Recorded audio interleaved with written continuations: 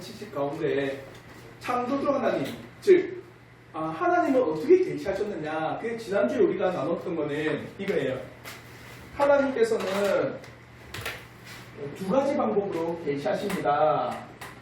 그래서 우리가 하나는 일반 은총, 그리고 특별 은총으로 계시하십니다. 근데 일반 은총은 또 칼빈이 기독교 연결을 통해서 나타낸 게 뭐냐면은, 일반 은총은 사람의 어디예요?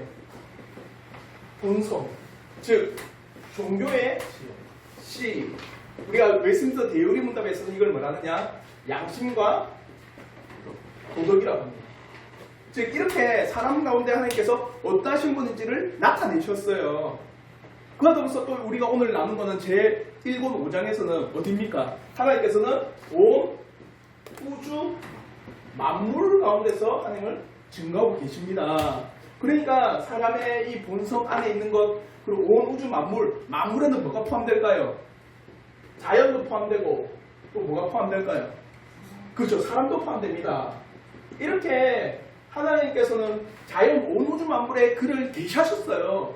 그래서 이 일반 은총을 통하여서 사람의 본성과 온 우주 만물을 통하여서 하나님을 깨닫게 하셨습니다.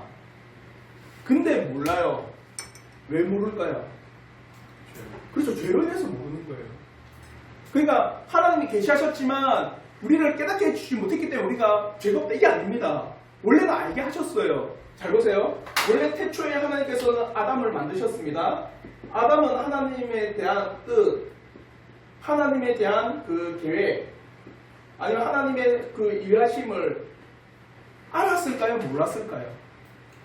태초에 아담은 알았어요. 그러니까 원래 만드셨을 때는 모든 사람은 하나님의 선하신 뜻, 하나님이 누군지를 분명히 알았습니다. 그걸 어떻게 증명할 수 있느냐? 성경에서도 분명히 이야기합니다. 아담을 만드셨을 때 하나님께서는요, 각종 동물을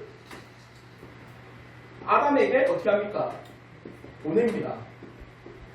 한마디로 오늘 여러분에게 길을 가고 있는데 여러분 앞에 개도 오고 고양이도 오고 뱀도 오고 쥐도 오고 달팽이도 다 와요.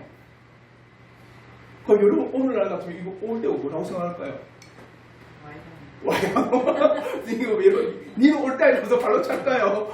우리는 모릅니다. 지금은 죄로 얻어지고. 근데 그 당시에 아담은 어떻게 했습니까? 모든 각종 동물들의 이름을 적었어요. 그러니까 하나님이 왜 보냈는지를 알았어요. 하나님께서 막 보내는 걸 통해서 이름을 적으라 하시는구나. 그래서 다 이름을 부르매 그것이 그 모든 동물의 이름이 되었더라, 이렇게 나와요. 그러니까 태초에 아담은 원래 그래 만들었습니다. 근데 어떻게 해요? 죄로 인해서 그것이 무너진 거예요. 누구의 때문입니까? 자기 죄 때문인 거 맞죠? 그래서 오늘날 이 죄 때문에 깨닫지 못하는 거예요. 하나님이 너 깨닫지 마, 이게 아닙니다. 하나님께서는 자연을 통해서 그를 계시하셨고 우리 인생에게 계시하셨어요. 근데 그것을 모르는 거는 죄로 물든 우리 때문입니다. 그러니까 핑계할 수 없다는 거예요. 그래서 하나님께서는요, 이 두 가지를 통해서, 일반 은총을 통해서 모든 사람은 어떻게 해요? 핑계 안 된다, 핑계할 수 없도록 하셨다는 겁니다. 그게 일반 은총입니다. 모든 사람이 다 알 수 있도록. 그걸 일반 은총뿐만 아니라 일반 또 뭐랍니까? 계시, 그리고 특별은 계시라고 해요. 그래서 오늘은 지난주까지 우리는 사람의 본성에 대해서 우리가 나눴고, 오늘은 온 우주 만물에 펼쳐진 하나님의 자기를 나타내십니다. 이에 대해서 칼빈의 기독교 강요 제1권 5장에 이렇게 이야기합니다. 복된 삶의 최종적인 목표. 자요, 내가 복을 받았다 인생이, 근데 그 복된 인생의 최종적인 목표가 뭐냐 할 때는요, 이렇게 이야기합니다. 하나님을 아는 데 있다. 이게 복된 인생이라는 겁니다. 우리가 이 땅에서 수많은 지식을 쌓을 수 있어요. 정말 어떤 사람도 따라올 수 없는 위대한 지식을 많이 쌓아가도 그게 참된 복이냐 할 때 참된 복이 아니라는 겁니다. 한마디로 칼빈은요, 일반 계시록에서 제일 먼저 말하는 게 뭐냐? 복된 인생의 방향은 누굴 안다? 하나님을 아는 것이 제 인생의 최종적인 복된 상태라는 겁니다. 아무리 땅에 있는 것이 쌓아져도 그것은 복된 인생이 아니라는 겁니다. 그러니까 칼빈을 통해서는요, 이 자연을 통해서 정말 모든 사람들이 어떻게 해요? 하나님의 존재에 대해서 알기를 바라는 거예요. 그게 인생의 복된 건데 많은 사람들이 그것을 모른다는 거예요. 그래서 나중에 뭐라 하냐면 이걸 이야기하면서 칼빈은 과연 이 자연을 통해서 하나님을 맨 마지막에 이렇게 이야기해요. 과연 자연을 통해서 하나님을 알만한 사람이 100에 1명이 있을까 말까? 거의 없다라고 이야기합니다. 거의 없다라는 것은 있을 수도 맞죠? 한 명이라도 있을 수 있다는 거예요. 왜? 무조건 절대 없다 이게 아닙니다. 자연을 통해서 하나님의 존재를 거의 모른다. 거의 희박하다. 그렇게 이야기해요. 그게 정말 우리의 최종적인 복된 인생은 하나님을 아는 데 있다는 거예요. 그리고 뭐라 하느냐? 우주의 구조 전체 속에 자기 자신을 드러내셨고 또한 날마다 자신을 드러내시기를 기뻐하셨다. 하나님. 그러므로 사람이 눈을 뜰 때마다 하나님을 바라보지 않을 수가 없는 것이다. 한번 여러분이 오늘 자고 눈을 딱 떴을 때 뭘 바라보는 겁니까? 하나님을 바라보는 겁니다. 하나님의 놀라우신 계시를 바라보지 않을 수 없다. 모든 사람. 그래서 또 하나님께서 그의 지으신 만물들 속에 자신의 영광의 흔적들을 확실하고도 분명하게 새겨놓으셨으므로 전혀 무지하고 어리석은 사람들조차도 무지를 핑계 삼을 수 없는 것이 바로 이것이다. 어떠한 사람도 핑계할 수 있다 없다? 없다라는 거예요. 그래서 어떠한 사람도 하나님의 심판 앞에서 저 하나님 몰랐습니다 할 수가 없는, 모든 사람을 핑계할 수 없는 그 상황에 이르렀다. 그러면 5장의 핵심은요, 하나님 아는 지식이 어느 우주에 온다는 분명히 나타내 보이십니다. 그래서 5장 1부터 10이라고 하는 건요, 나중에 기독교 강의를 보시면 5장의 1절부터 10절까지 쭉 있어요. 그래서 또 11절부터 15절 그 절을 말하는 겁니다. 그러면서 1절부터 10절이 뭐냐? 하나님이 그의 창조하신 만물에 드러내셨습니다. 그래서 첫째는 하나님의 영광의 증표가 세상의 만물에 분명히 새겨졌다. 한마디로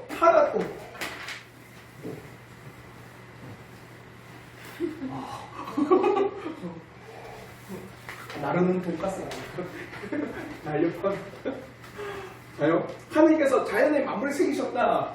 그게 뭐냐면 오천지, 자연 만물, 해, 달, 별, 그 자연뿐만 아니라 비물질적인 것, 어디에도 햇빛, 공기, 또 비물질적인 바람, 이 모든 것에 하나님은요 자신을 나타내셨어요. 그 이야기하면, 그래서 시편 어디입니까? 시편 104편 2절부터 4절에 이렇게 이야기합니다. 우리 한번 시편 104편 2절부터 4절 말씀 우리 한번 다 같이 한번 읽겠습니다. 시작. 물에 자기 누각에 들보를 얹으시며 구름으로 자기 수레를 삼으시고 바람 날개로 다니시며 바람을 자기 사신으로 삼으시고 불꽃으로 자기 사역자를 삼으신다. 자연 만물, 우리가 대표적으로 말하는 물, 불, 흙, 공기 모든 걸 다 이야기하는 거예요. 한마디로 온 우주 만물에 하나님은 새기시고 나타내시고 그가 운행하시고 그가 이루시고 그가 사용하신다 이거예요. 그걸 새기셨어요. 그게 재밌는 게 있습니다. 제가 질문하는 게 뭐냐? 만물을 대하는 사람들의 모습이 어떠한가? 한마디로 이 모든 자연 만물은요 누가? 하나님을 나타내시고 하나님이 운행하시고 하나님이 주권자시고 하나님이 주인이시고 하나님이 창조주십니다. 그걸 자연 만물은 끊임없이 나타내고 있어요. 근데 그 자연을 쓰는 우리 인생은요 어떻습니까? 해, 달, 별뿐만 아니라 자연 안에 있는 모든 광물들, 바다며 산이며 들이며 모든 자연에 있는 뭐 나무나 어떻게 쓰고 있습니까? 너무 우리 인생을 위한 핵심을 가지고 다 쓰고 있어요.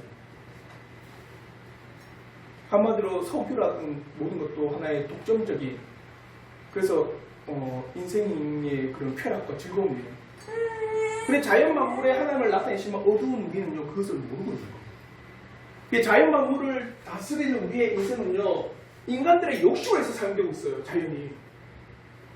인간의 욕심의 결과와 인간의 욕심의 그 산물을 우리는 지금 누리고 있는 거예요. 뭡니까? 엘니뇨라든지. 오늘 또 혹시 알래스카 보셨어요? 알래스카에 빙하가 다 녹아가지고 한 마을이 홍수가 나가지고 집이 다 쓸려갑니다.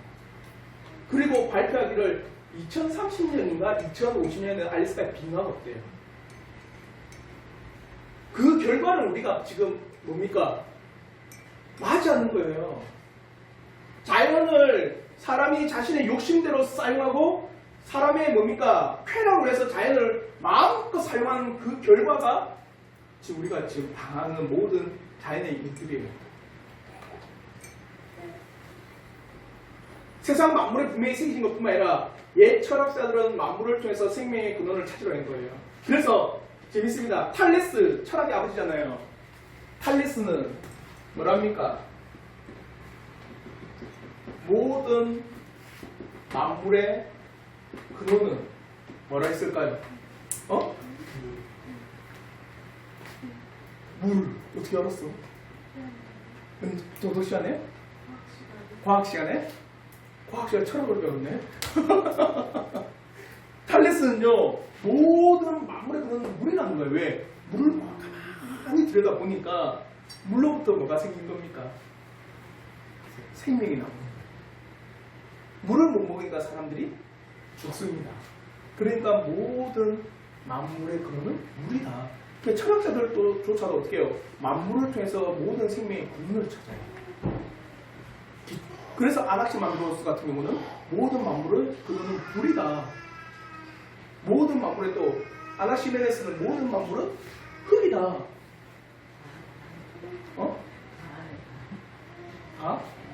맞아요. 공기라고 말할 수도 있어요. 그래서 좀 더 고등철하고 가면은 뭡니까? 아리스토텔레스나 플라톤, 소크라테스나 모든 만물에 떠나서 이제는 인간의 그 목적은 행복 추구다. 그런 식으로 쭉 나가요. 그러니까 만물을 통해서 철학자들은요, 뭘 발견하려고 합니까? 자연의 근원과 인간의 근원을 발견하고 있어요. 그 철학의 아버지라고 하는 탈레스는 만물의 근원은 바로 물이가 있습니다. 물을 통하여 만물이 생성되고 만물이 나오게 된 것을 보았다. 아나키만드로스는 물, 불, 공기, 흙, 네 원소가 아나키만드로스의 제자인 아나키메네스는 만물의 근원은 바로 공기다. 그러니까 자연 만물을 통해서 모든 근원을 보이려고 이렇게 철학자들이 했어요. 한마디로 말하면 자연을 통하여서 그들은요, 인생의 본능적 뭡니까? 본질을 통하여서 신적인 존재를 발견하려고 하는 거예요. 그러니까 세상 만물에는요, 하나님을 분명히 나타내신 겁니다. 그리고 두 번째는요, 하늘과 땅에 나타나는 하나님의 지혜의 증거를 보십시오. 칼빈은 하늘과 땅에 나타나는 모든 것을 통해 하나님의 증거될 뿐만 아니라 하나님의 지혜 또한 증거된다고 말하고 있습니다. 그래서 칼빈이 이 2절에서 이렇게 이야기해요. 하늘과 땅에 하나님의 놀라운 지혜를 선포하는 무수한 증거들이 있다.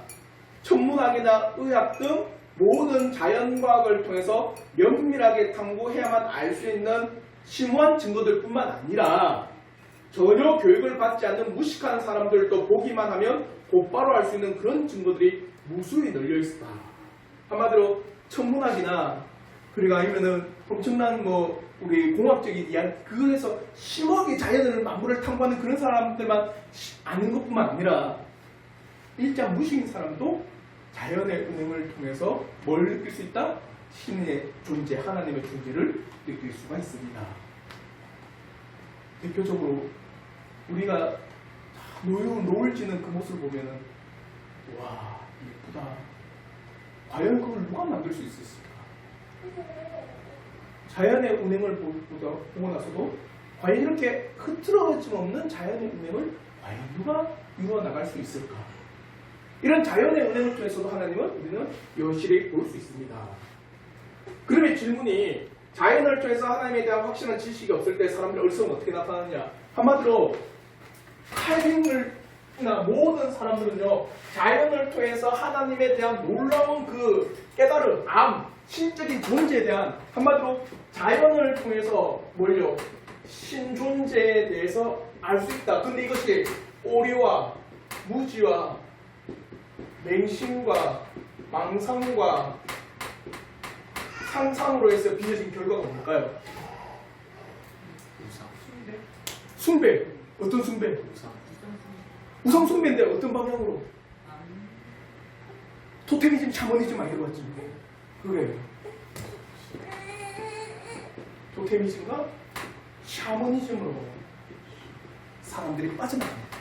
그러니까 자연활동에서는 신존재를 알 수 있지만 우리 어리석은 이 사람들이 그 자연을 보고 신의 위대한 것을 우리보다 고차원적인 존재들이 있구나라는 걸 알고는 그 오류 제대로 모르니까 오류와 무지 모르니까 그다음으로 망상, 맹신 한마디로 신이 모르니까 자기의 마음대로 만들어 놓는 거예요. 그러다가 망상과 상상으로 해서 자연을 신적인 존재로 그래서 뭡니까? 불을 섬긴다든지 태양을 섬긴다든지 달을 섬긴다든지 이런 토테미즘과 샤머니즘이 많이 나와요. 그래서 애니미즘도 나옵니다. 애니미즘은 뭐냐면 자연 숭배입니다. 그래서 흙 일본에 가면요 만신전이 있거든요. 그게 보면 재밌는 신도 있습니다. 도마신. 도마신이 뭔지 아세요? 도마? 칼에 도마 있잖아요. 그 도마가 신이 있대요. 칼의 신도 있고. 그래서 가다가 돌뿌리에 넘어졌는데 하필이면 넘어진 후에 차가 지나간 거예요. 그럼 그 돌뿌리가 뭔지 아세요? 신이 됩니다. 일본에 있어요. 그게 뭡니까? 토테미즘입니다. 내 부족, 자기만의 신이 있어요. 이게 인간의 어리석음이에요. 그래서 세 번째는 뭐냐? 사람이 하나님의 지혜에 탁월한 증거다. 한마디로 여러분 자신을 볼 때 하나님의 놀라운 증거를 발견하는 거예요. 사람만큼 오묘한 하나님의 진리에 확실성이 없어요. 그래서 칼빈은 사람을 뭐라는 줄 아세요? 철학자들은 오래전에 사람을 가리켜 소우주라고 매우 적절하게 표현했다. 소우주예요. 우리 사람들을 볼 때 이거는 우주와 같이 신비로운 겁니다. 아직도 사람의 질병의 30%밖에 정복을 못했어요. 우리가 흔한 감기조차도 아직 정복을 못했습니다. 흔한 두통도 정복을 못했어요. 그래서 사람에게는요 수십만, 수백만 가지의 놀라운 일들이 있어요. 우리의 세포나 우리의 끊임없는 뭡니까? 사람의 운행되는 모습들은 정말 사람이 과연 지식 없는 자가 만들 수 있을까? 결코 그럴 수 없다는 겁니다. 또 일부를 가르치고.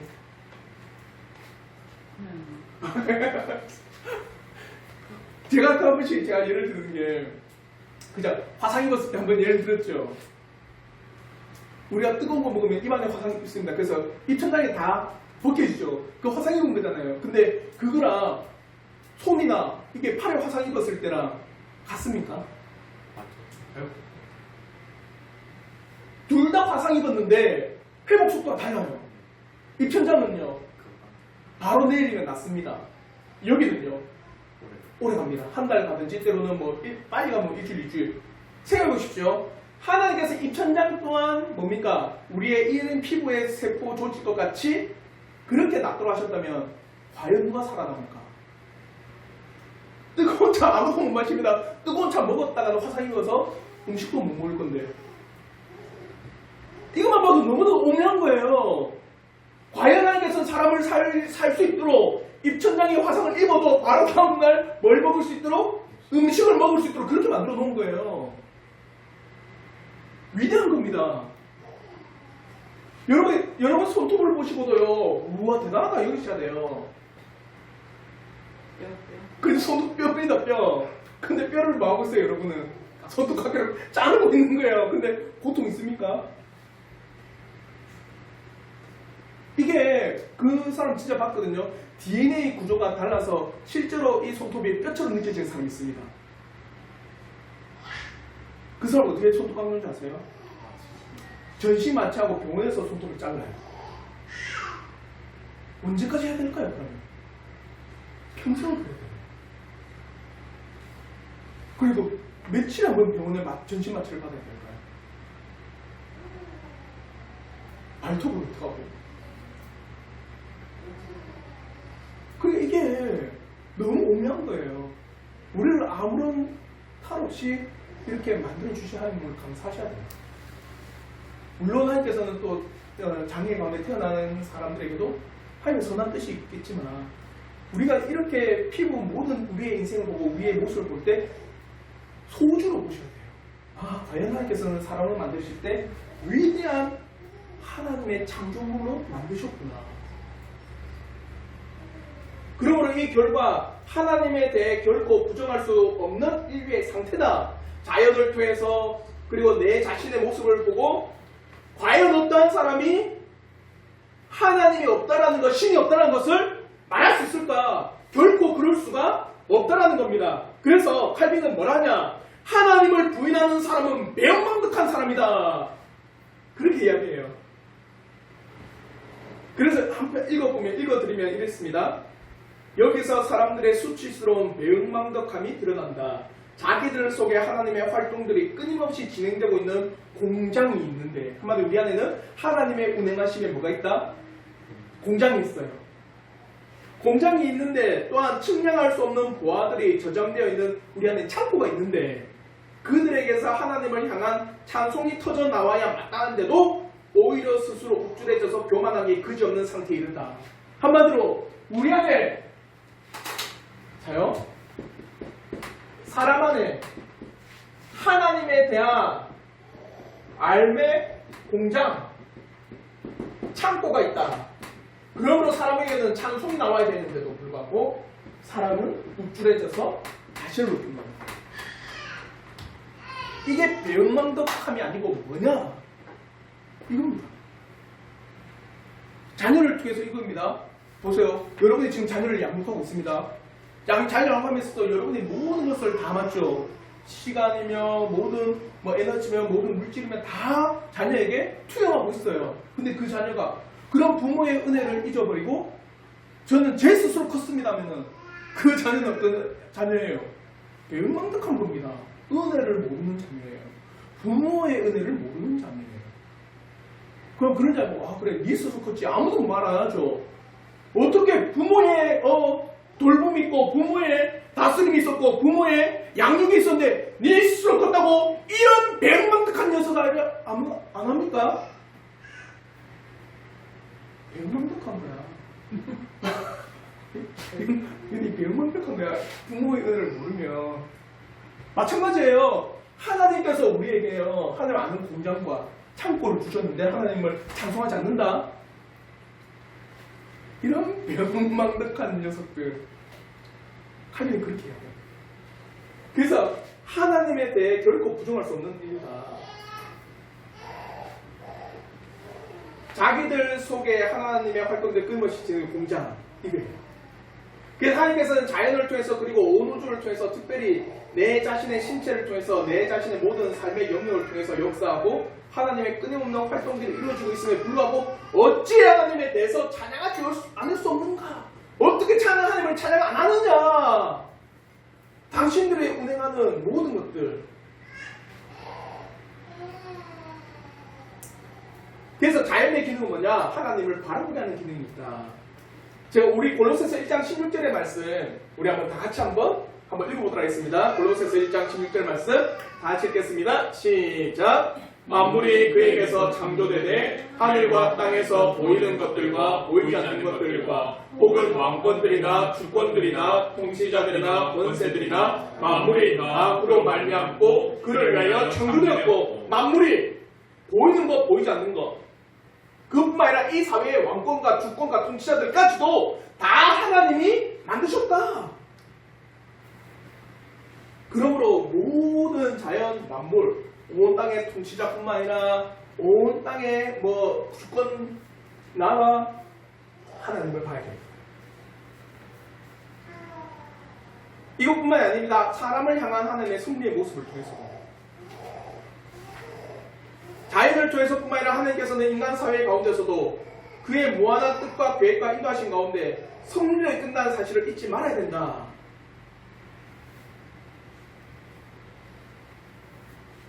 그럼에서 칼빈은요 이걸 7번에서 뭐라느냐, 기독교학교 5장 7번에서 악인들과 범죄자들이 한동안 벌을 받지 않는 채 의기양양해 있도록 허용하시는가 하면 동시에 의혼자들에게 갖가지 환란을 허락하셔서 이리저리 흔들리도록 하시고, 한마디로 사회 현상들을 통해서 하나님의 역사심을 드러낸다고 했거든요. 사회 현상들을 통해서 하나님의 운행하심이 나타낸다는데, 그 당시에도 어떤 일이 있었냐, 잘 보십시오. 악인은 형통하고 의인, 선한 사람이 고통을 당하는 현실이 있었어요. 그 당시에도. 그러니까 자연을 통해서 하나님이 운행하신다는 이런 일들은 뭐냐, 그걸 말하는 겁니다. 그래서 말하느냐, 심지어 불경건한 자들의 악행과 불의로 인하여 괴로움을 당하게 하기도 하지만 그렇다 할지라도 하나님의 변함없는 의로우심은 결코 흐트러지지 않는다. 수많은 죄들을 벌하지 않고 내버려 두신다면 그것은 곧 아직 벌하지 않으신 그 죄들에 대하여 또 다른 심판이 기다리고 있다는 뜻이다. 지금 하나님께서 벌하지 않는다? 그러면 무서워하십시오. 하나님이 또 다른 심판을 내리시기를 지금 또 세우고 계시다. 기다리고 있다는 겁니다. 그러니까 악인이 형통하는 것을 통하여서 하나님의 운행하심과 하나님의 역사심을 외면하지 마라. 결코 그게 아니다. 그렇게 하시는 것은 하나님께서는 이 땅에 악인들을 그냥 지금 허용할 뿐이지만 또 다른 심판의 때에 그들을 심판하신다.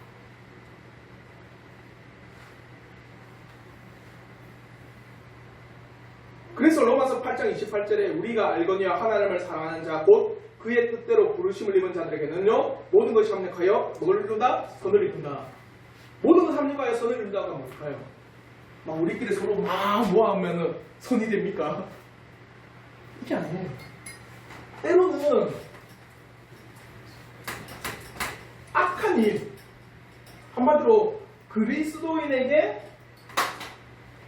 악한 일이 발생해도 훗날 이것이 선한 일에 쓰임을 받습니다. 예를 들어 드릴게요. 사도행전에서 스데반 집사가 순교를 당합니다. 맞죠? 스데반의 죽음, 악한 일이잖아요. 맞죠? 근데 그게 어떻게 된 줄 아세요? 이방에 복음이 전해집니다. 모든 사람이 어떻게 됩니까? 예루살렘에서 흩어져요. 사도들 외에는 다 뿔뿔이 흩어집니다. 그들이 가는 곳마다 뭘 전하는 줄 아세요? 복음을 전했어요. 근데 이게 하나님의 놀라운 말씀을 이루시는 걸 아셔야 돼요. 하나님께서 사도행 1장 8절에 뭐라 했습니까? 너희가 성령을 받으면 예루살렘과 유대와 사마리아와 땅끝까지 이르러 내 증인 복음을 전하리라 이랬잖아요. 근데 그들이 베드로를 통해서 3,000명, 5,000명 막 돌아오잖아요. 근데 그들이 어디만 머물렀게요? 예루살렘 머물렀습니다. 예루살렘은 계속 머무는 거예요. 복음이 전해지고 그렇게 계속 전해지는데 그러면 뭐가 안 되는 거예요? 유대와 사마리아와 땅끝까지 복음이 안 전해집니다. 때로 하나님께서는 이 일들을 허용하셨어요. 스데반을 유대의 그 모든 권력자 앞에서 돌에 맞아 죽임을 당하도록 허용하신 거예요. 눈 가려버리신 겁니다. 그 당시에는 악한 일입니다. 맞죠? 근데 그게 복음을 전하는 선한 일로 바꾸셨어요. 이게 나옵니다. 그게 합력하여 선을 이루는 거예요. 때로는 우리의 삶에 택하신 자들에게 왜 이런 일이 발생하지? 하는 것들이 나중에 시간이 지나서 아 그랬구나. 그 일들을 하나님께서는 바꾸십니다. 우리는 모릅니다. 왜 모를까요? 그렇죠. 우리는 이 악한 일이 지금 당장에 일어난 일이고 이 일은 어디에 관련된 겁니까? 그렇죠. 미래의 일입니다. 그러니까 우리가 몰라요. 모르니까 우리는 뭐 어떻게 됩니까? 모르니까 인생 될 대로 되라 이래야 돼요? 우리가 하나님을 믿는다면 인내를 하고 소망을 가지셔야 돼요. 이걸 한마디로 말하면 성령의 열매 가운데 사랑과 희락과 그래서 오래 참음. 오래 참음. 그래서 바울도 말합니다. 너희가 경주를 하는데 전제를 지금 막 참고 있다. 참 나중에 참지 못해서 하나님의 놀라운 은혜를 못 받으면 얼마나 불쌍하냐.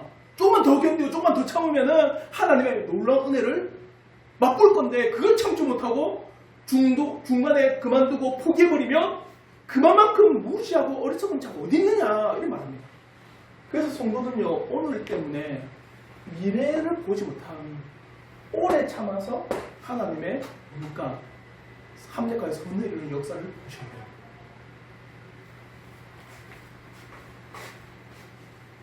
그러니까 하나님 칼빈을 통해서도 이 땅에 일어나는 모든 일들 반드시 하나님의 선하신 통찰이 있습니다. 우리의 눈에 보일 때는 악한 일처럼 보인다 할지라도 그런 각가지 모든 일들은 하나님의 주권 가운데 있습니다라고 이야기해요. 그래서 또한 이렇게 이야기합니다.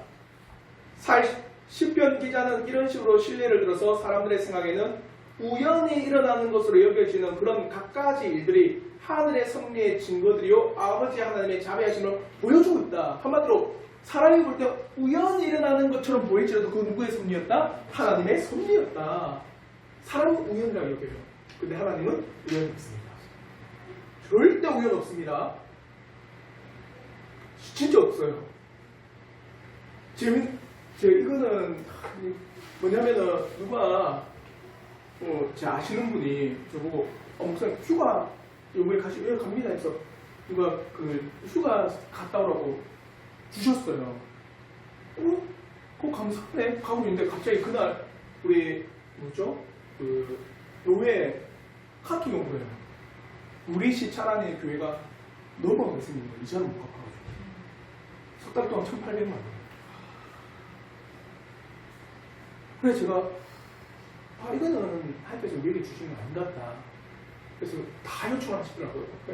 정말 우리 작은 교회들하고 조금 십시일반해서 좀 도와줍시다.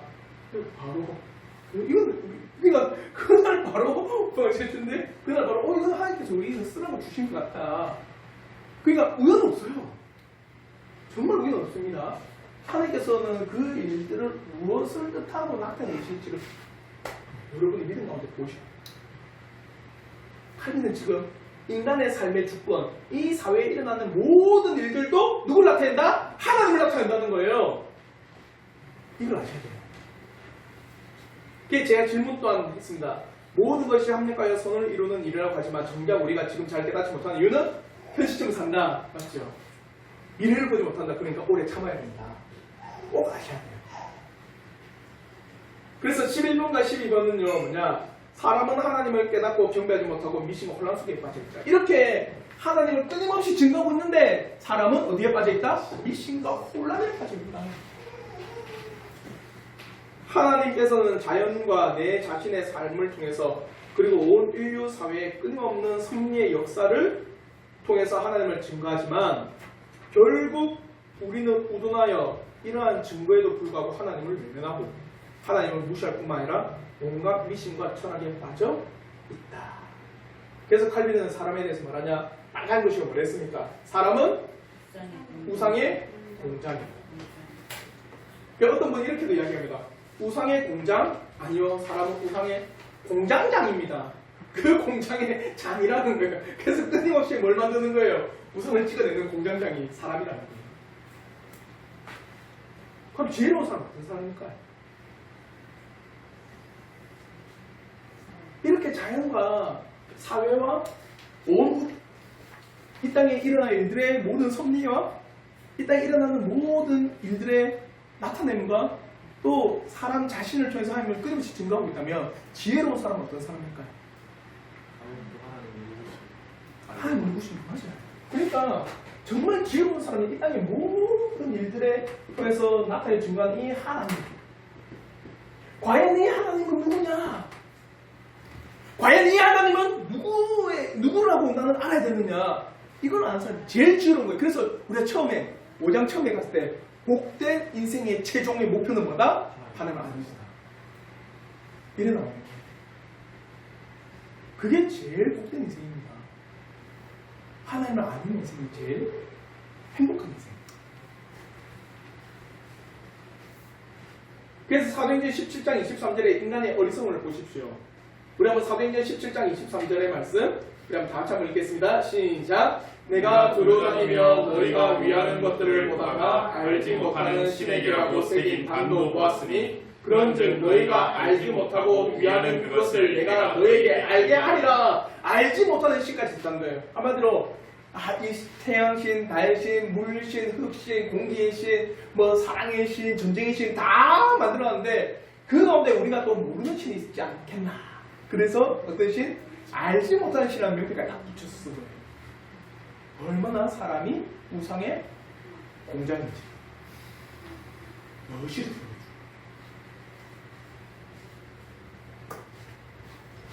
결론적으로 사람은 우주를 바라보면서 신적인 것을 조금 맛본 후에 곧바로 참되신 하나님을 무시해버리고 그 하나님 대신 우리 머리에 떠오르는 꿈과 환영들을 높이 올려 세우고 전혀 참된 근원이 아닌 것들에게 지혜와 선하심과 능력을 찬송하고 있다.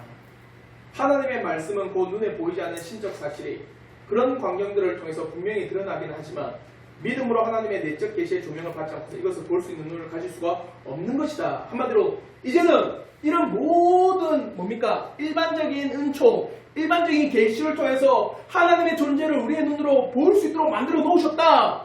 그러나 우리는요 미신과 우상에 빠져서 그 하나님을 제대로 보지 못한다. 그러니까 어디요? 이런 일반적인 모든 계시가 어디로 향하게 한다? 특별 계시로 향하게 한다. 이렇게 이야기하는 겁니다. 다른 말로 해서 또 다르게는요 이렇게도 이야기할 수 있어요. 많은 사람들이 오늘날의 율법의 시대가 아니고 어떤 시대라고 합니까? 은혜 시대예요. 그러니까 율법은 이제는 필요 없다. 율법은 이제 우리에게 주어지지 않는다. 율법은 결코 우리를 뭡니까? 의롭지 못하게 한다. 그러니까 율법은 우리에게는 없어도 된다 이렇게 이야기합니다. 근데요 칼빈도 그러고 우리의 모든 개혁신학자는요 율법은 우리를 어디로 인도하는지 아세요? 그리스도. 복음으로 우리를 인도합니다. 왜? 율법을 통해서 뭘 깨닫기 때문에? 죄를 깨닫고 내가 죄인됨을 깨닫고 나에겐 형벌이 있고 나에겐 심판이 있고 나에겐 정죄가 있으니 이 모든 것을 통해서 누굴 보게 한다? 그리스도와 이 복음을 보게 한다. 이게 율법이 얼마나 선하냐. 마찬가지입니다. 일반 은총을 통해서 하나님에 대해서 신에 대해서 우리 자연과 내 자신과 사회의 운행을 통해서 누군지에 대한 그 궁금함이 어디로? 특별한 은총 말씀으로 인도해서 하나님을 알게 한다. 이거예요. 그래서 어떠한 사람도 핑계할 수 없습니다. 그래서 온 자연을 통해서는 우리는요 하나님을 봐야 합니다. 그리고 그보다 더 명확하고 정확하게 어디를 통해서? 특별한 총으로. 그래서 그 말씀으로 우리가 나가야 된다. 그게 결론입니다. 그래서 제6장에는요 이렇게 이야기합니다. 창조주 하나님께로 나아가는 데에는 성경이라는 안내자와 교사가 필요합니다. 성경은 교사입니다. 하나님께 나아가는 교사다. 그게 6장입니다. 얼마나 이게 소위 말하면 깊은 묵상 가운데서 순차적으로 하나님에 대한 지식의 안들은 분명히 이 땅에 나타났다. 죄인 가운데 우리가 그것을 보지 못할 뿐이다. 그러니까 그 하나님에 대해서 존재에 대한 인식을 가지고 있다면 그가 누구인지를 알아가는 게 복된 거다. 어떻게 할까? 어디로 가라? 말씀으로 가라. 그 이야기입니다. 그래서 우리가 다음 주에 이 성경 하나님을 아는 이 은혜의 계시로 나가기를 진심으로 바라겠습니다. 혹시 질문 있으시면